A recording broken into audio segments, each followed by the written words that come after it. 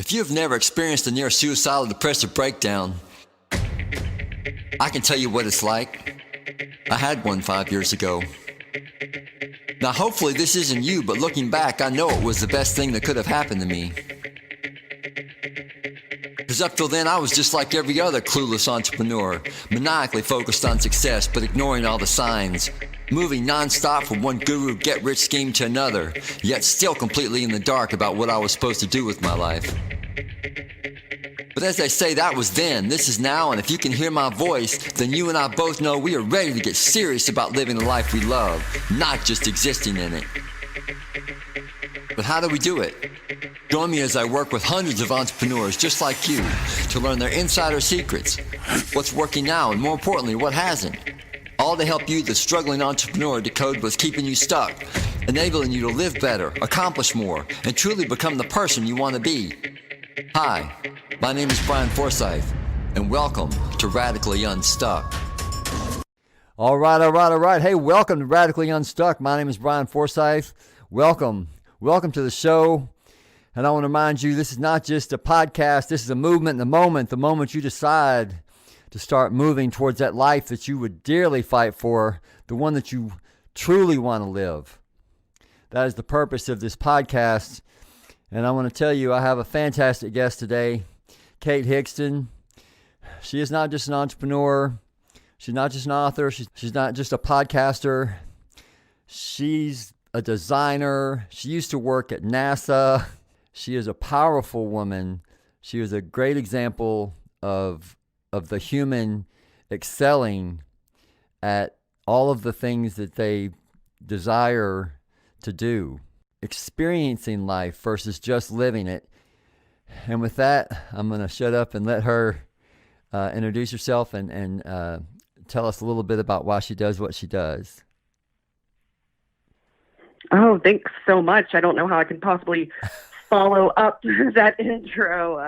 I think you encapsulated so much so well, so thank you. And I mean, truly, it's my pleasure to be on your show. I'm a big fan. I love your message and the content and the movement that you're creating. I just think it's really special and really powerful. So again, it's my pleasure to be here. You are too kind. I appreciate you appreciating me, as it were. So I really want to talk. I did a little bit of digging because I'm just that kind of guy. And Sure. So take us back a little bit, and because one of the things that you've done that I find kind of fascinating is I forgot to mention that are you a ultra marathoner? Like 100 miles, right? I am not an ultra marathon runner. I'm not even a runner, but I interviewed one recently and learned from her. All right. I was so confused because I was like, I saw that and I was like, and there's like a blurb on your Instagram and it's like, sure. Something about, at the 26 mile or something, you start hallucinating. And I'm like, she's everything. She's a NASA lady. She's, she's this. Goodness. And I'm like, what has she not done? Do you walk on water? Tell us the truth. Can you walk on water? You can't, right? All right. You can walk on water. You'll have to interview me, all right? Because, but too funny. So, well, let's talk about. Let's go back a little bit and talk about Kate as a young girl. And I mean, did you really want to be, like what were you thinking when you were younger? Did you want to be like a stewardess or what was going on?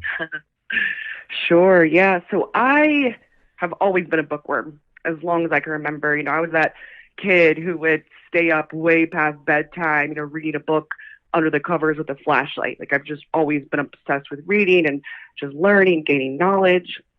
And so I was surrounded by elite performers and incredible engineers, incredible businessmen, and they were only men at that time. And so I had this really interesting cast of characters all around me and my family and my extended family. But again, I was just very studious, right? Like I wasn't part of that world. I was not an extreme sports athlete or an elite performer, but I grew up watching it and observing it. And it just always fascinated me. Like what makes them tick? Why are they the way that they are? What would make my uncle get behind the wheel of a race car and go compete at the Indy 500 when meanwhile he had a mangled hand, he had wow. terrible burns on his body, right, from a Yeah. wreck at the Indy 500 years prior. So I couldn't understand that like level of crazy to me, right? Like that level of fearlessness, but the ability to just perform no matter what, just perform. And as I said, I had engineers, I had business people in my family as well, and to watch them go through extraordinary careers with incredible high moments as well as the lowest of the low. Mm. And so it's almost like I just kind of studied that, informally throughout middle school and high school and then going into college. And I pursued a journalism degree because I wanted to be able to ask why. Oh, wow. I wanted to have the toolkit to understand how to talk to people, how to study, how to really dig in deep, because I've just always been fascinated by that drive in peak performers. I didn't even know it at the time, but I was shaping all of my research now to date. Yeah, that is so interesting. Because when you started talking, I was like, oh, well, naturally she's gonna, but no, you were like you equated, because you had spent so much time with books and everything, that you equated, not that you were wanting to go be a race car driver or something like that. You wanted to. That's so interesting. It's been a fascinating course of research. So, mentioned I studied journalism. I went on to obtain a master's degree in creative writing, and then eventually earning a PhD.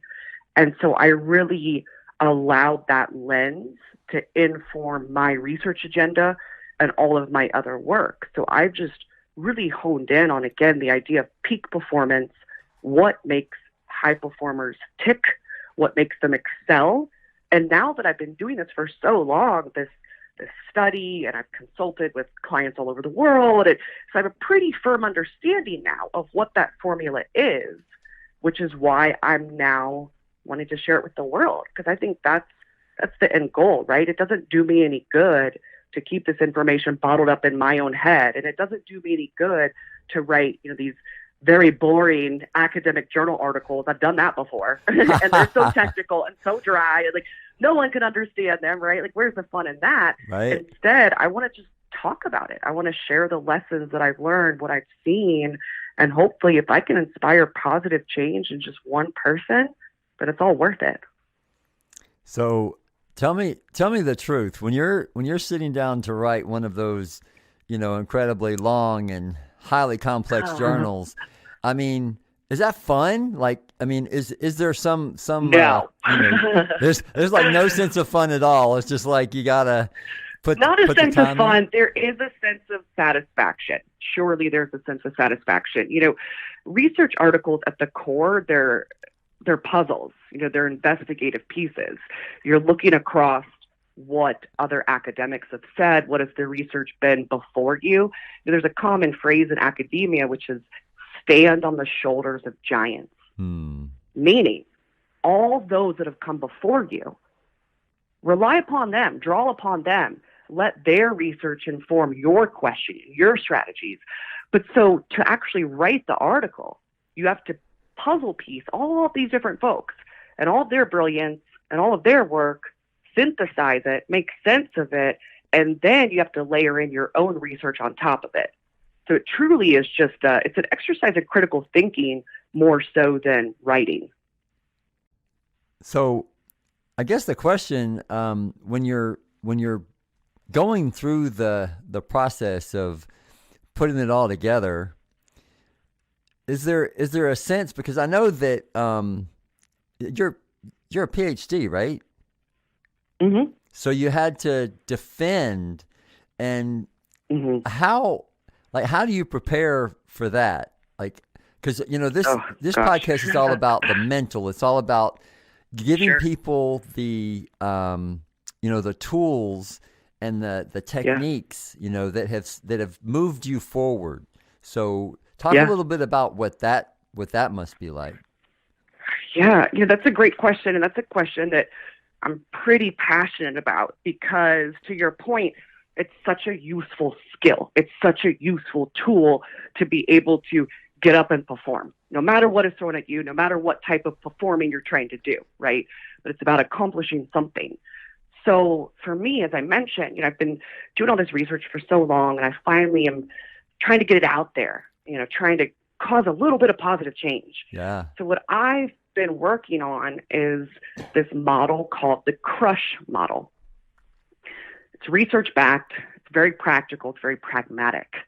So in the CRUSH method, each letter stands for a different step. So CRUHS, right? So as you move along the continuum, you're gaining new skills, you're gaining new knowledge to be able to ultimately crush that goal, whatever that goal might be. Yeah, I like it. So to your point, there's a couple of different components of CRUSH that really make sense. And one of them in particular makes me think of the U in CRUSH, which stands for unwavering.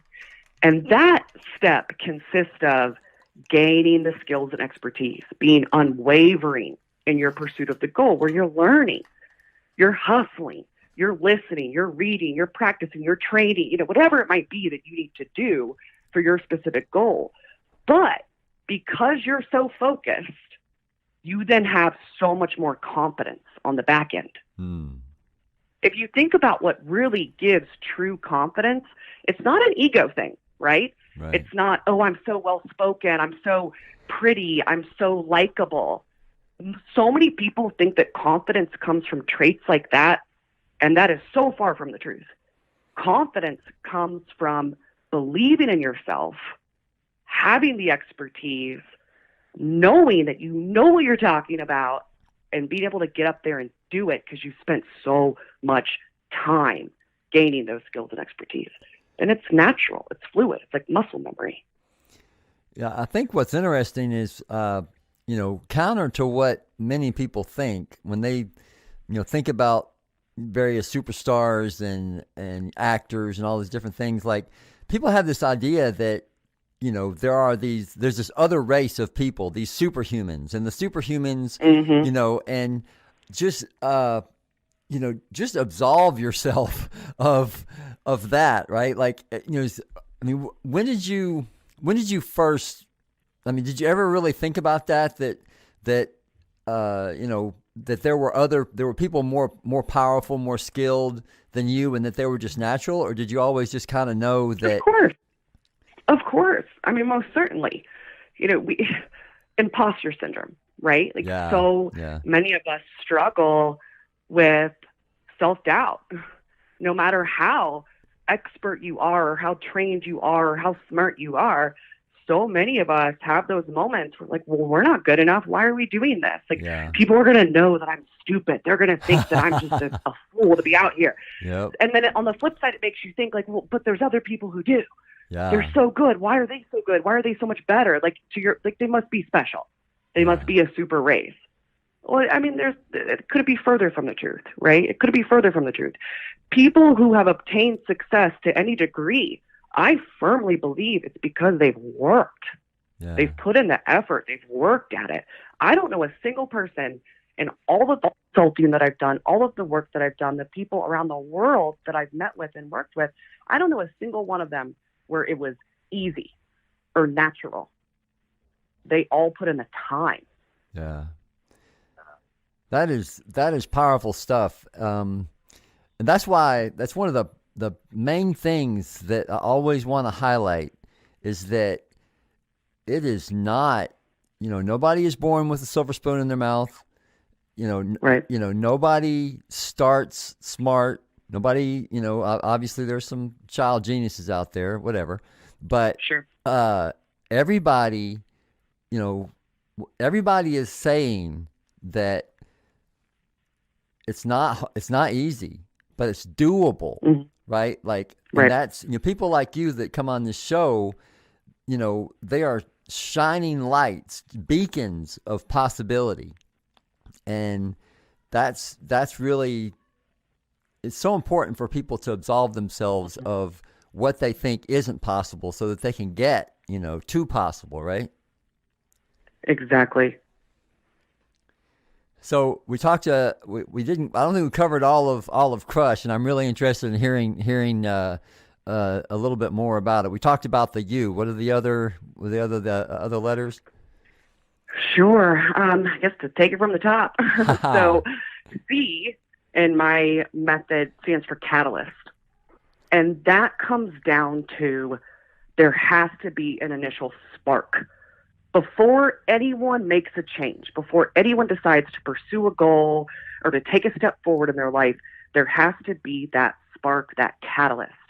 And here's the thing, Brian, it can be a terrible moment, right? Mm-hmm. It can be those bottom of the barrel moments. Yep. It can be a horrific car wreck or, whatever it might be. It can be a trauma. It can be a pain, or it can be an idea. It can be a wonderful moment. It can be, oh gosh, I think I could make a product. I think I could sell that and take it to market. Like whatever it is. Yeah. But what's so important is that you have to recognize it. So many people go through life with their eyes closed.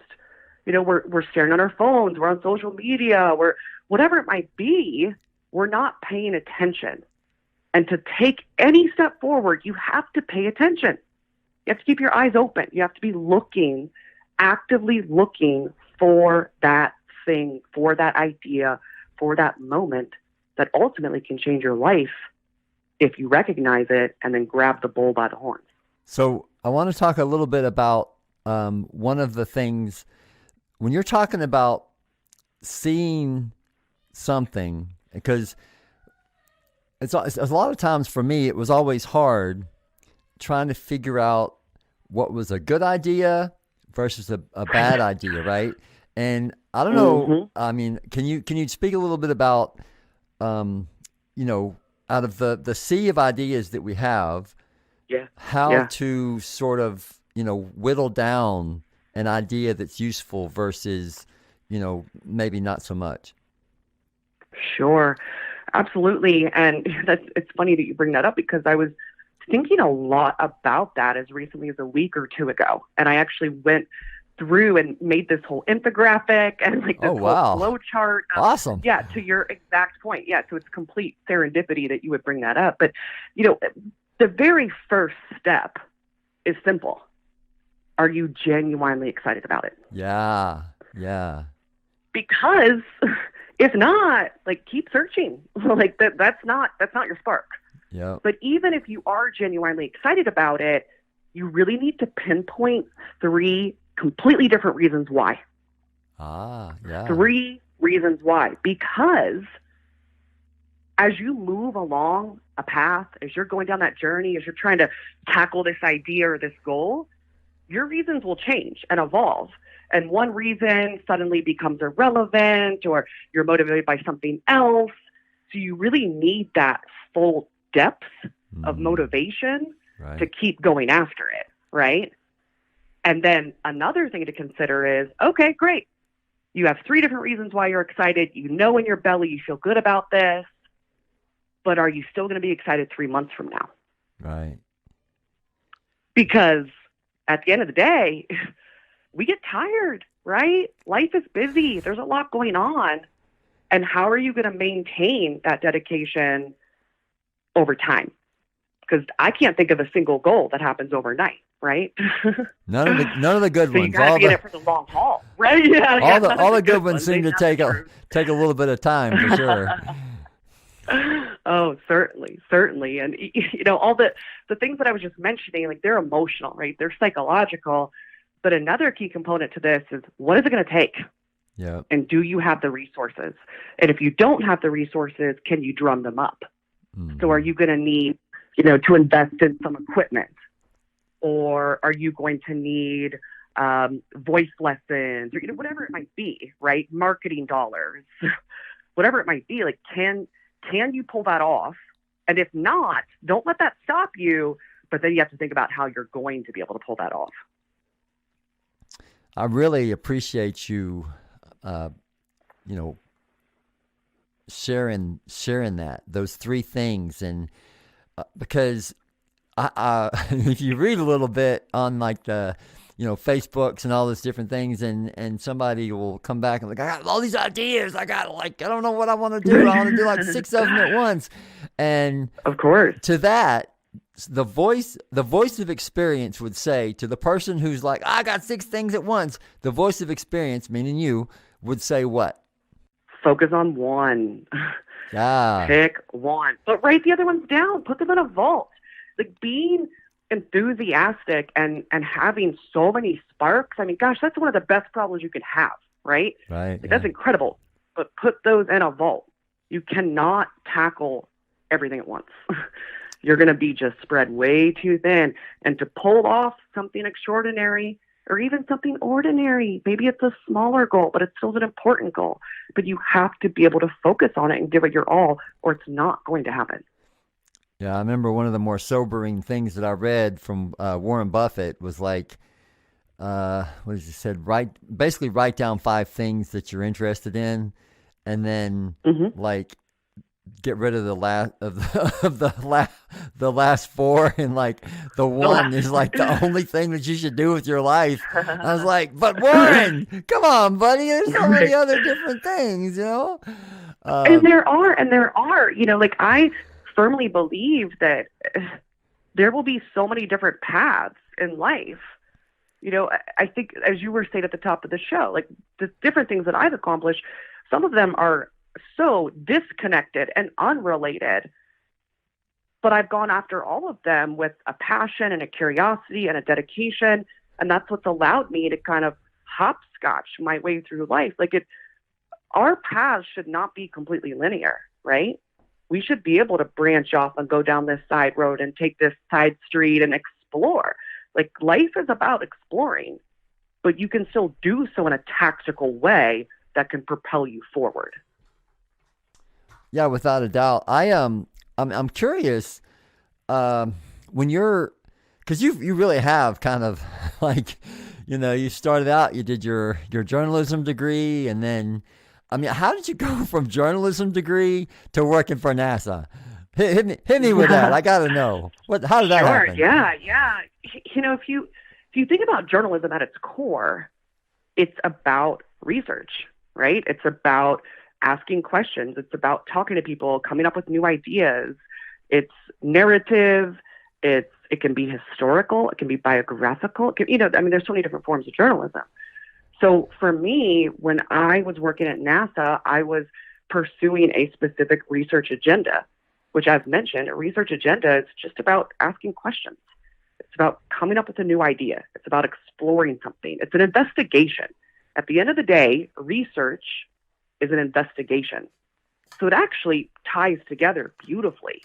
I was able to get my foot in the door at NASA because I had a pre-doctoral research fellowship, which essentially meant that while I was going through my PhD, I was able to spend each summer at Johnson Space Center down there in Houston, working with the astronaut corps. Oh, man. And then throughout the school year, I had various support from NASA, different conferences. I had mentoring, all these other things while I was then back at school. That must have been, I'm guessing that your friends probably were like either really jealous or really interested in hanging out with you. Like, take me to NASA. I want to hang out with that astronaut. Yeah. It was pretty darn cool. Certainly. It's almost like a celebrity thing, right? I remember when the astronauts would walk in a room and everyone looks up for what they're doing. Everyone's paying attention, but everyone's also a little bit gun shy. You don't swarm astronauts like how celebrities get, the paparazzi and all the crazy stuff. Right. No. It's very, very respectful. But yeah, it's electric. It's just an electric feeling down there. And it's not just the astronauts. The astronauts are showy. Everyone knows the astronauts, and it's undoubtedly so cool. But there are thousands and thousands of folks all around the world who help those astronauts literally get to where they're going, right? It is such a huge mission and endeavor. And not to mention, NASA's research agenda as a whole goes far beyond space travel. They're doing so much to propel sciences in so many ways. So as I said, it's just an electric, addicting, stimulating place to be. Tell me what it was like with the day that you left. Like, were you like crushed? Was this like, oh my gosh, or was it like, oh, I'm moving on? Yeah. A little bit of both, honestly. I had so much fun. I learned so much. I worked so hard. Really, really long days, long nights down there. And what it signaled to me was that I was at the end of my doctoral journey, because when I then left NASA was when I then went into that dissertation defense that you mentioned, and was, granted the degree, and, all the things. I could then officially put doctor in front of my name. And, so it was like, okay, this is a celebratory moment. Like, this means that I accomplished something huge, and now it's time to move on. And I had several opportunities to stay working at NASA then as a post grad, right? But as mentioned, I was ready to kind of get out and tackle the world and see what else I could do. So when you were, the night before you're going to defend your dissertation, what was happening there? And when you were walking through the door, were you like super confident? Were you like, completely and totally psyched and you were ready to do it? Like, oh boy, this is going to be great fun. Or were you like the rest of the world, mortals, terrified and worried? Yeah, of course I was terrified. Of course I was worried. I'll never forget the night before. My husband and I had traveled to the campus just outside of Miami, Florida, and we were staying at a hotel, and I was a jittery mess the night before. Wow. Yeah, I had horrible butterflies. I had complete anxiety. My heart was pumping. My hands were shaking. Probably had a little too much wine that night, right? Just trying to calm myself down. Right. Had a terrible night's sleep. But I tell you what, Brian, the next day when I arrived on campus and I knew that it was go time, I just got my head on straight, because you don't have any other choice, right? Right. You have to perform. You have to get up and perform. And a big thing that I believe in, and again, it's part of the crush method, is you have to channel any anxiety into a source of fuel. And I think about that all the time to this day. All the time to this day. I tell you what, so we're recording, today is a Wednesday. 2 days ago on Monday, I had almost a meltdown. I was completely overwhelmed, way too much on my to-do list. I felt stressed and panicky, and I felt like, why am I doing any of this? I could quit. I don't have to take on any of this stuff. I don't have to do any of this, right? I could just stop. Sure. And then I said to myself in my car, was sitting in a parking lot having this little, pity party. I said to myself in my car, you have to practice what you preach, Kate. You're talking about this crush method. You love this. You've spent all this time researching it. You know this to be true. The research and the scientific data says this is true. So do it. Channel your anxiety into a source of fuel. And I sat there for another couple seconds, blasted the AC, let it cool down my face. Then I rolled down my window, pumped music so loud, and got my head back on, got back in the game. And it was the exact same day, or the exact same instance that day when I was doing my dissertation defense. I don't have a choice. I have to get up, show up, perform, and crush it.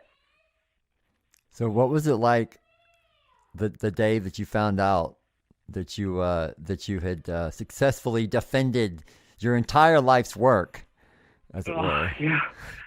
Goodness, I felt just like the biggest weight was off my shoulders. Just such relief and joy at it being done. Being able to as I was saying, okay, now I can kind of get into the real world again. There's this huge world out there, and I can really start tackling that and look at other new things and meet other new people and, kind of see what's out there for me, as opposed to focusing so doggedly on the same thing for 4 years. So I'm curious if you could talk a little bit about the importance of celebrating your joys, because I know without a doubt that there are people that would have moved all the way through that dissertation and never even really felt it. Just, because it seems like the human just is that way. Like we can kind of get in this mindset where, we're always moving forward. We're always moving forward. So talk a little bit about because you really understand this pretty well, I know. Yeah, and I so appreciate you bringing that up because it's so important, and I fall into this trap myself all the time. So going back again to the crush method, the last letter, H, stands for habit. And that boils down to the process of achieving success, of reaching a goal, is so ingrained in you at this certain point to where it is just habit. You could just keep doing it. You can keep doing it. But the danger there is exactly what you were describing, that you can fall into a trap and you can spiral to where you're just continuing to froth at the mouth, right? Like you're just continuing to eye the next biggest thing. What else can I do? What else can I do? What else can I do? And like I said, I fall into that trap all the time. But I'm fortunate in that I know what works for me, which is very simple. Go out and buy a goddamn steak, get a steak dinner. I love surf and turf, I want some shrimp. I want to have, some good wine, whatever it might be. And just that simple pleasure. It's very, it feels very luxurious, right? Like I'm just cooking it at home with my husband. It's not a big deal, but it is a big deal. It is a big deal. And you celebrate that win, and we talk about it, and maybe we reread the article that I wrote or listen to the podcast episode, the first one, mind you, that I just released, this past 2 days ago. Right. But it's just that act of just kind of allowing yourself to revel in it.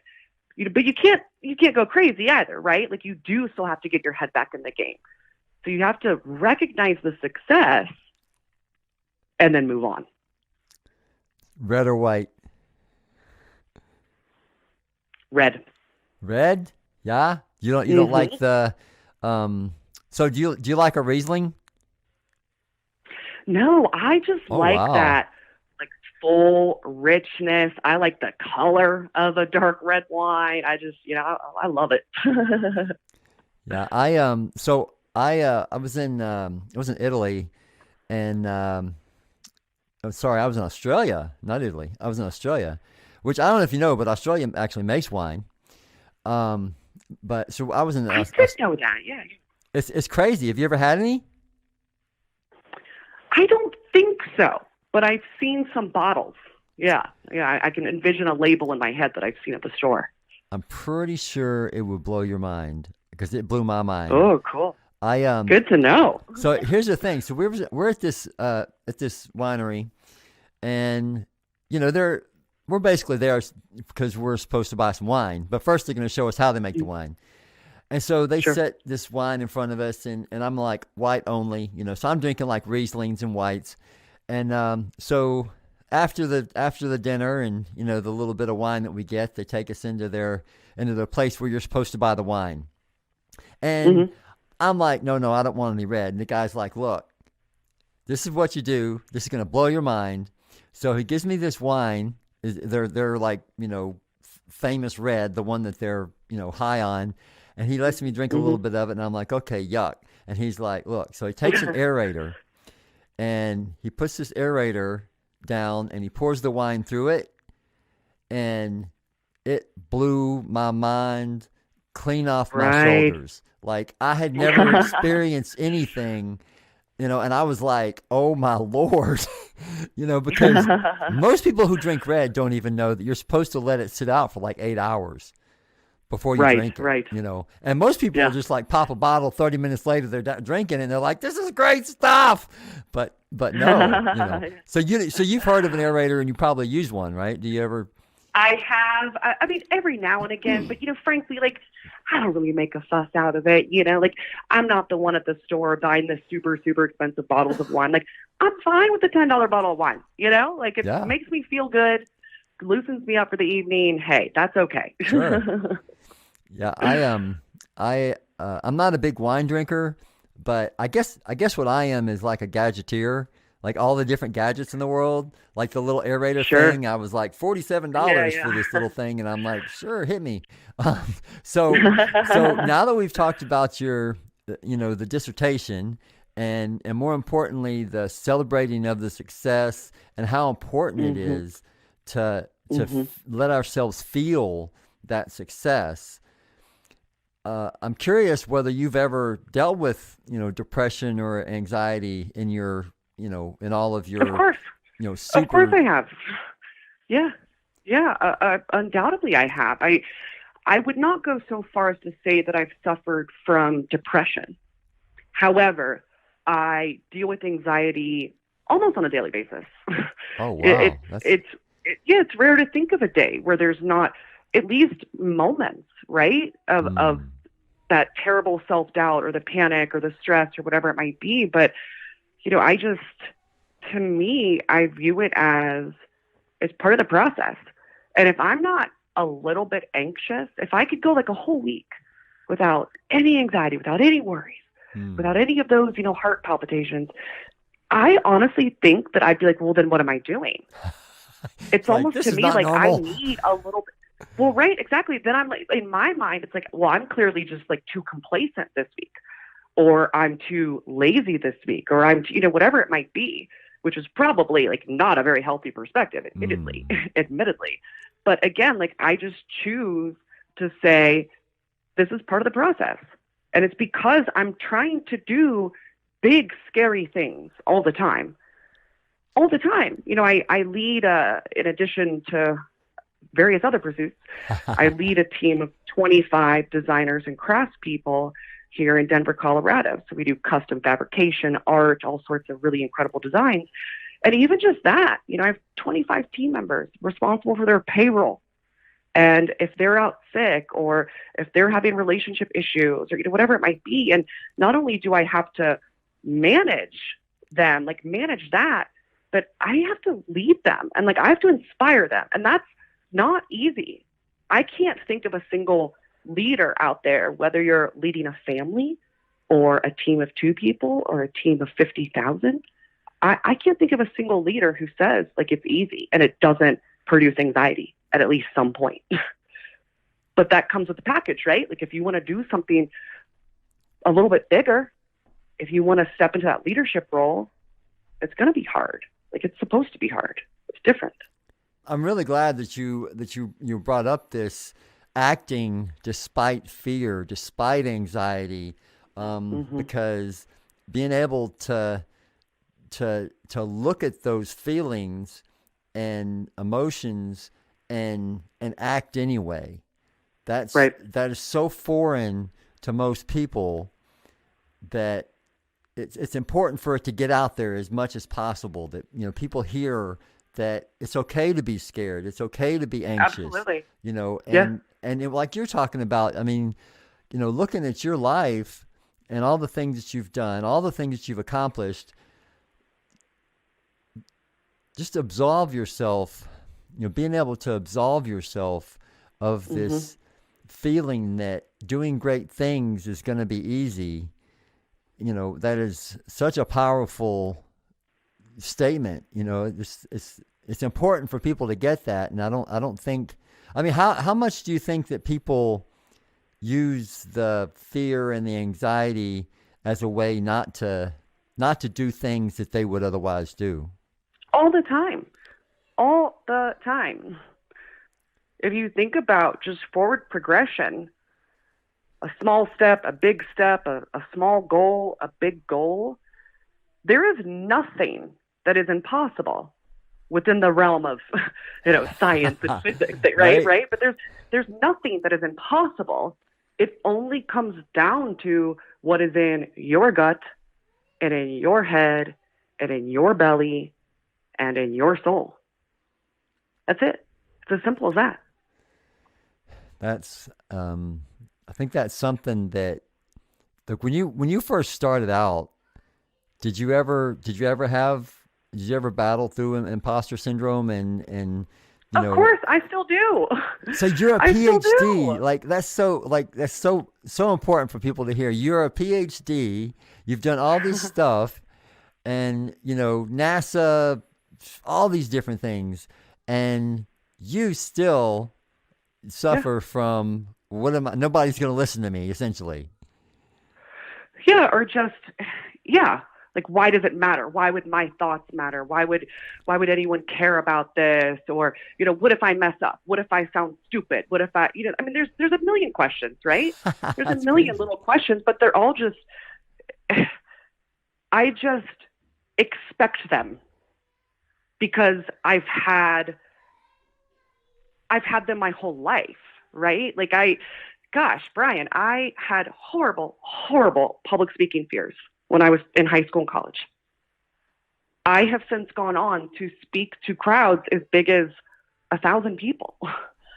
And I still get so nervous before every single speech.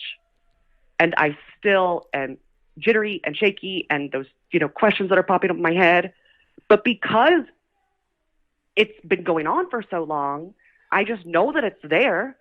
And it's just like, oh, hello, oh, there it is. There's the anxiety. There's the doubt. There's the worry. Now, goodbye. Get out of here. Like, you don't have a place here. You just have to cut through the noise. Just cut through the noise. And again, you just have to get up and perform no matter what. Yeah, that's one of the things that talking about depression, right? I always say that, now I'm not saying that, dealing with depression, breaking the hold of depression is easy. I'm not, because it's not. I know the realities, but depression where you're not, super depressed. You're what I call functionally depressed. Being able to look at some of the triggers and some of the sort of standard things that depression tells us. It's kind of what you're talking about, and it's kind of weird because when I still get to deal with depression, but for the most part, it's this tiny little voice these days. It doesn't really, but when I was first, recovering from my mental breakdown, I sort of got to where it was almost expected that, there was going to be this voice. There were going to be these, things, telling me that I'm no good or, all these different things. And you kind of got to where you could almost depend on it because it's like, oh, that's depression. And then once you get good at telling the voices of depression versus, normal thought, that's really where the power is. And so it's kind of like what you're talking about where you're like, oh, that's the voice of anxiety. And you're like, oh, hi, voice of anxiety. And now you can go away, right? Then you can control it. When you recognize it for what it is, you have such a better chance of controlling it. And it's easier sometimes than others, right? It's not quite as simple each time just saying, all right, moving on. There's times when it's a long struggle to get to that point to be able to move on. But you still do, you still do move on. And it starts with what? Yeah, that exact moment of acknowledging. It's like think back to when you were a kid, right? Like, I don't know if you're ever scared of the monster that's in the closet or the monster that's under the bed or whatever it might be. Like, we all have a different variation of that idea. Yep. But imagine if as a child you just say to yourself, oh, hey, monster, there you are. I know you're there. I know you're lurking. It's fine. Because you just take charge. You just acknowledge it, and then you can control it. And I think that the key, and what I talk about in the book and various places is that, especially with depression, people tend to turn away from it and wish it to go away. Exactly. And yep. So what I did, and what I hope that others can do is, or at least start to do, is turn toward it and watch it. Lean in. Yep. And I'm not saying it's easy. I'm not diminishing anybody's struggle or whatever, but of course, if you can turn and look at it and see it for what it is and see that it does have weaknesses and that it does, there is hope first, because it's so easy for people to to forget that, they weren't always depressed. And that's one of the lies that depression tells us, is that, we've always been depressed and we're always going to be depressed. So your story with anxiety, even though, all these different things that you've done, I really appreciate you, coming on and sharing this, because, it really brings home the fact that no matter where you are, no matter who you are, no matter how much you've done or haven't done, it all comes down to you have the power. That it is just as much as in Kate as it is in you, that you have the power to change your life, to shape your life, and that you get to live, if you choose to, a life that you truly enjoy. Right. And it just starts with, saying, this is what I want, and maintaining progress toward it. And speaking of progress, I know we've talked about a lot. What would you say, just one tip or one thought that you wanna leave us with today? Oh goodness, we've covered so much. Such important and powerful things. I'm going to say something that is so simple, and maybe it's a little bit crass, but it is just embrace the suck. Yeah. It's as simple as that, right? Because it's hard for everyone. It's hard for everyone, whether you're trying to get a promotion, or you're just trying to get out of bed in the morning, or you're dealing with alcoholism, or you want to become a, certified yoga instructor, whatever it might be. Every single one of us has challenges. Every single one of us has hardships and troubles. And to your point, Brian, lean in, recognize it, embrace the suck, get your head on straight, to where instead of viewing any of those little challenges or big challenges along the way, get your head on straight to think, this is part of my journey. I am learning. I'm becoming stronger. I dealt with that bad moment. I dealt with that bad day. I dealt with this terrible time. It has made me stronger, and I'm still here, and I'm still kicking. So embrace the suck. I so appreciate you bringing that about, not just embracing the suck, but remembering when your mind lied to you and told you that the suck was too big for you. Right, exactly. Do not forget your history.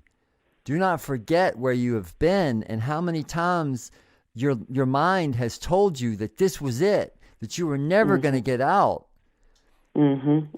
Remember those times. It goes back to what we were talking about earlier about celebrating success. Remembering that you have been successful, even if you were successful, 10 years ago. There was a point where, you were successful. Right. And to remind yourself that, embrace it and know that this is not, this doesn't always have to be forever. This can be a moment, or this can be a lifetime, and it's really up to you. Right. Right. Exactly.